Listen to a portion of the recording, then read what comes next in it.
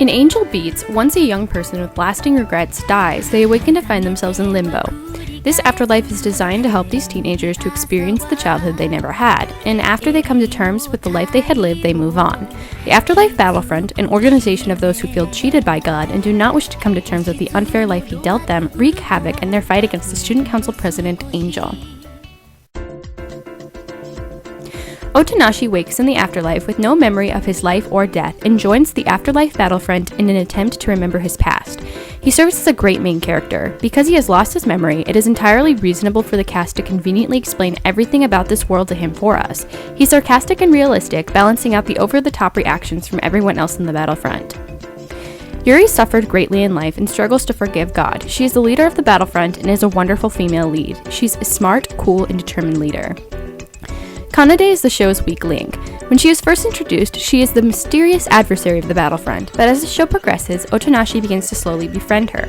The first time she shows any emotion is near the end of the last episode, and the audience learns absolutely nothing about her, not her past, hobbies, thoughts, or passions.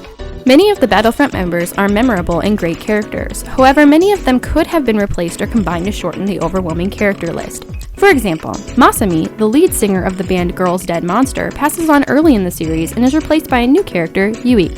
Instead, Yui could have been a member of the band from the beginning, removing one of the other unmemorable members, keeping Masami around longer so we could develop stronger ties to her before her passing. Another example is Takamatsu and Takayama. They are similar, and the creators could have combined their quirks into one character. Condensing the character list would have allowed for more screen time for each individual character.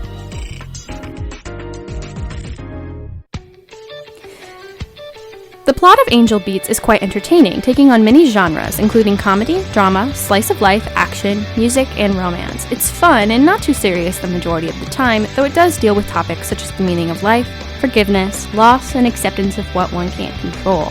There are 2 romances in the show with phenomenally done romantic scenes.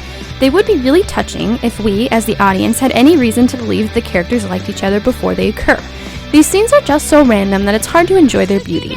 There's absolutely no realistic romantic build-up to either romance. The last scene of Angel Beats is a great example. It is incredibly powerful, beautiful, and wretched, except that it's completely out of the blue. The only other complaint I have with the show's execution is the pacing. The pacing is great until the last few episodes where it feels rushed, but overall the show's plot is entertaining and fulfilling.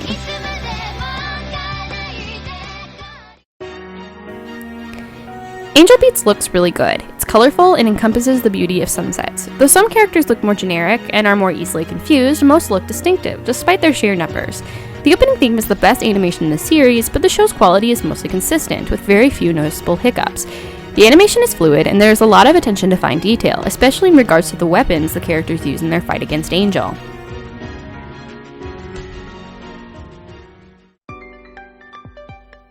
The voice acting is good in both versions. TK is especially entertaining in the Japanese version, and the English version starts off a little rocky, but it gets substantially better as the show progresses.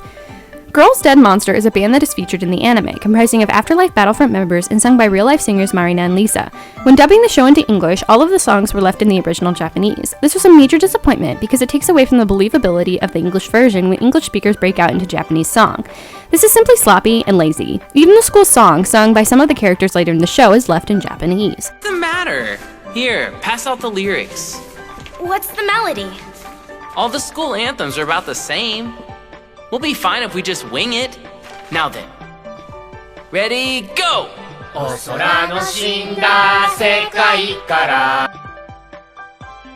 The ending theme is plain and melodic, but that's not where its beauty lies. The creators do a gorgeous job of incorporating the theme in the saddest and most touching moments of the show, so the theme has a meaning beyond its face value.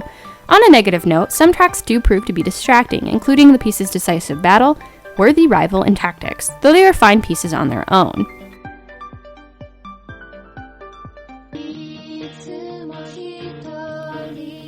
Overall, Angel Beats is an incredible anime. It is an absolute must-see.